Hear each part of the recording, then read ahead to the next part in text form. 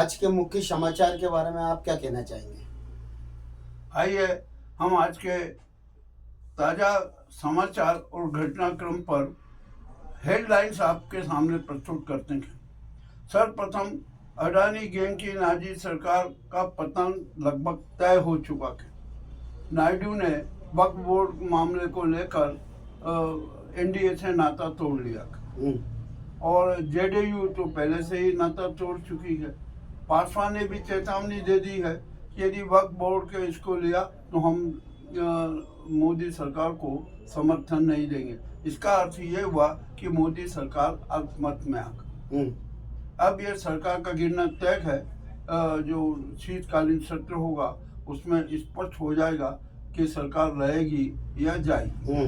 दूसरी बात, भारत के न्यायपालिका में सुप्रीम कोर्ट में जस्टिस खन्ना ने आज 51वें सीजेआई की शपथ ली और उन्होंने शपथ लेते से ही अपने तेवर बता दिए, जिससे मोदी सरकार भी संकट में है कि अब ये कौन से क्या निर्णय देंगे, कैसे क्या निर्णय करेंगे। ठीक, एक बड़ी दुखद समाचार है कि 25 नवंबर 2024 से नवंबर 2026 तक पूरे विश्व के लिए बड़ा संकट का समय आया। इसी काल में 2025 में षष्ठग्रही योग भी बनेगा।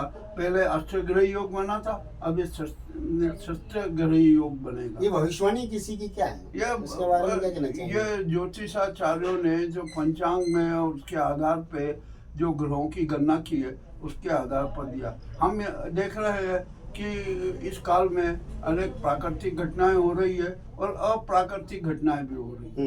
तो ये प्राकृतिक और अप्राकृतिक घटनाओं का चक्र बहुत तेजी से बढ़ेगा। समुद्र की सीमाएं बढ़ रही है। पहले पॉइंट में थी सेंटीमीटर में, अब तो 1.5 सेंटीमीटर से भी अधिक समुद्र का विस्तार हो चुका है और हो रहा है। इससे जो कोस्टल एरिया के जितने भी शहर हैं उनके डूबने की संभावना है, भूकंप भी आने की संभावना है और अनेक प्रकार की प्राकृतिक आपदाएं आएगी। ये भी एक महत्वपूर्ण बात है। अब हम आते हैं आज के जो मुख्य समाचार है। नायडू ने एनडीए से नाता तोड़ लिया है, बहुत स्पष्ट हो चुका है। अब जो मोदी की बैसाखी बने हुए थे जेडीयू और टीडीपी, अब मोदी के साथ नहीं है और मोदी के दो मंत्री जो मोदी सरकार में टीडीपी के 2 मंत्री हैं वे भी आज या कल त्याग पत्र देकर एनडीए सरकार से अलग हो जाएंगे। अब इसका प्रभाव क्या है महाराष्ट्र और इसमें पड़ेगा क्या? सुनो, बहुत अंतर पड़ेगा। महाराष्ट्र में क्या नाजी सरकार ही नहीं रहेगी और महाराष्ट्र में तो बड़ा विचित्र खेला हो गया। गडकरी जी ने अब खुली बगावत कर दी। उन्होंने जो नाजी भाजपा है, मोदी अमित शाह वाली भाजपा है, उसको कीड़े वाली भाजपा बता दिया और जनता से आह्वान किया कि अब तो कीटनाशक छिड़कना ही पड़ेगा। इसका मतलब ये है कि जनता को नाजी भाजपा को महाराष्ट्र से बाहर करना ही होगा। ये जो स्पष्ट संकेत हैं। जो मुख्य समाचार ये है, पासवान ने भी नाजी सरकार को चेतावनी दे दी है कि यदि वक्फ बोर्ड की जो जीत की तो हम भी एनडीए में नहीं रहेंगे। इसका मतलब यह है कि एनडीए सरकार अल्पमत में आ जाए और ऐसी स्थिति में राष्ट्रपति को चाहिए कि वे जो मोदी सरकार है, जो एनडीए की सरकार है, उसको तत्काल भंग करे या एक संसद का विशेष सत्र बुलाए, उसमें कहे कि आप यहाँ पर अपना बहुमत सिद्ध कीजिए। और यदि वो बहुमत सिद्ध नहीं कर पाती है तो मोदी सरकार भंग कर दी जाए और या तो राष्ट्रपति शासन लागू कर दिया जाए, या यदि टीडीपी, जेडीयू, पासवान या अन्य दल हैं वे हम गठबंधन को सहयोग देते हैं तो गठबंधन की सरकार का गठन किया जाए। ये महत्वपूर्ण बात है। अब भाजपा के बारे में जो गडकरी जी ने खुली बगावत की है उसका असर महाराष्ट्र के चुनाव पर पड़ेगा। अब महाराष्ट्र में जो नाजी भाजपा के गुजराती गैंग की भाजपा के वह वहाँ पर नहीं रहेगी और उसकी हार बिल्कुल तय है। आज नए सीजे ने शपथ ली और शपथ लेने के साथ ही अपने जो तेवर दिखाए, उससे तो अब लग रहा है कि मोदी सरकार और गहन संकट में आने वाली है। मुख्य चुनाव आयुक्त जो कि नाजी गैंग के दलदल हैं, उनके गुलाम हैं, राजीव कुमार भी अब संकट में फंस गए। उन्होंने कहा कि ईवीएम हैक नहीं हो सकती, जबकि एक सॉफ्टवेयर इंजीनियर ने कहा कि आइए छोड़िए, मैं एक सिम से पूरे ईवीएम को हैक करके बता देता हूँ कि सिम में जो प्रोग्राम डालूंगा वही प्रोग्राम होगा और वोट का मतों का कैसे स्थानांतरण होता है वो भी उस सिम में रहेगा। तो अब राजीव कुमार बड़े संकट में, और राजीव कुमार ने तो एलन मस्क तक को चुनौती दे दी कि आप एक जो अपना जो विचार रखना है वो गलत है, ईवीएम को कोई हैक नहीं कर सकता। जबकि एलन मस्क ने खुली चुनौती दी है कि हम चाहे जो कौन सी भी ईवीएम हो उसको हैक कर सकते हैं। अब और जो ईवीएम हैक हो जाती है, इसी कारण अनेक राष्ट्रों ने ईवीएम से मतदान बैन कर दिया, बैलेट पेपर से करा रहे हैं। और जो भी होगा वो मत पत्रों से ही मतदान किया। अमेरिका के चुनाव में भी ऐसा ही हुआ, मतदान मत पत्रों से हुआ और करोड़ों मत पत्रों की गिनती एक ही दिन में हो गई। हाँ। ये भी अपने आप में एक अनूठी बात है। और अब तो एक मणिपुर के मामले में भी विचित्र घटना हुई। अब तो विपक्ष नहीं, भाजपा के जो जितने भी विधायक हैं वो भी कह रहे हैं कि मणिपुर में हिंसा जो हुई है उसके लिए दोषी भाजपा गैंग है। भाजपा ने ही यहाँ पर यह हिंसात्मक फैलाया है। यह आरोप भी बहुत बड़ा गंभीर है। अमित शाह और डाबोल भी संकट में थे, वे किसी भी समय गिरफ्तार हो सकते हैं।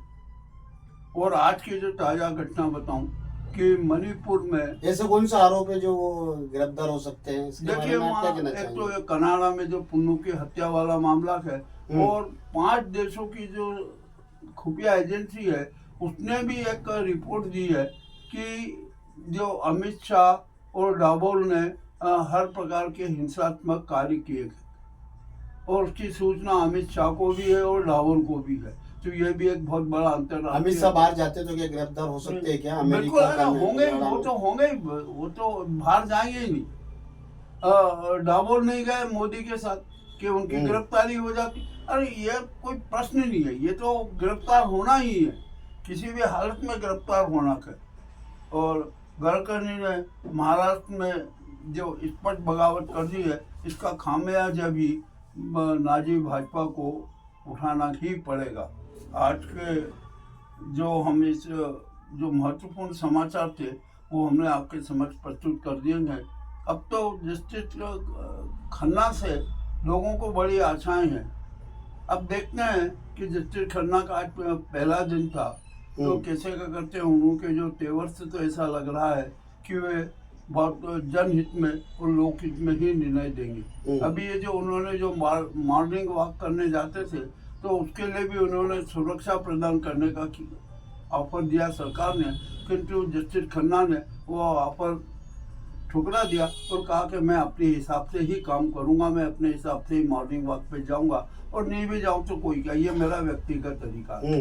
अब खन्ना के तेवर से तो लग रहा है कि वे लोकहित को महत्व देंगे, किंतु आगे क्या होता है अभी हमें कुछ नहीं कह सकते। अच्छा है लोकहित में दे तो बहुत बढ़िया। अरे वो तो छोड़ो, वो सब भविष्य की बात है कि क्या होगा क्या नहीं होगा, ये सब खन्ना जी के जो निर्णय आएंगे उस पर तय होगी। और एक सबसे बड़ी बात ये है, राजीव कुमार को भी जो मुख्य चुनाव आयुक्त से पद से हटा दिए जाएंगे, और हटना पड़ेगा या त्याग पत्र देना पड़ेगा। और मुझे ऐसी सूचना मिली है कि उनको कहीं पर भी किसी भी एक ये तो राज्यसभा है उसका सदस्य बना दिया जाए ताकि उनकी सुरक्षा रहे। अब यहाँ पर जो रिटायर्ड सीजे चंद्रचूड़ जी हैं उनके लिए भी है, तो जो रिटायर्ड जज होते हैं उनके लिए 4-5 ऐसे संस्थान हैं कि जिनमें उनको अवसर दिया जा सकता है, और वो अवसर देते हैं, मिलते हैं, अच्छी बात है, कोई बुरा नहीं है। वो संवैधानिक के प्रति जो नियम बने हुए हैं उनका पालन करना भी जरूरी होता है, वो जरूर करेंगे। फिलहाल तो अब यह हालत हो गई है कि भारत की राजनीतिक स्थिति बिल्कुल खराब होती जा रही है, सामाजिकता खराब होती जा रही है और लोगों में एक जो सुप्रीम कोर्ट के प्रति अविश्वास की भावना थी, सरकार के प्रति अविश्वास की भावना है,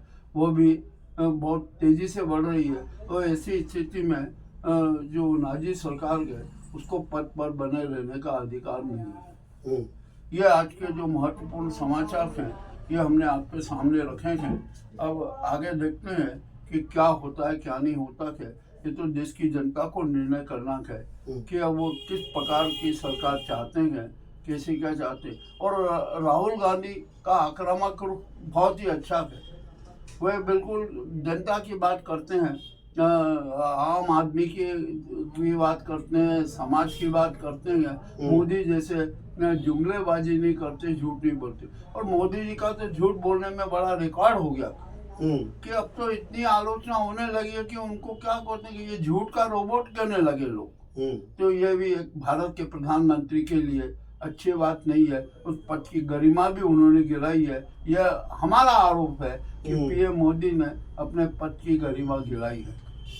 आपका नाम? कीर्ति यादव, ग्राउंड रिपोर्ट मुकेश लश्करी, थीम न्यूज चैनल। चलो दादी।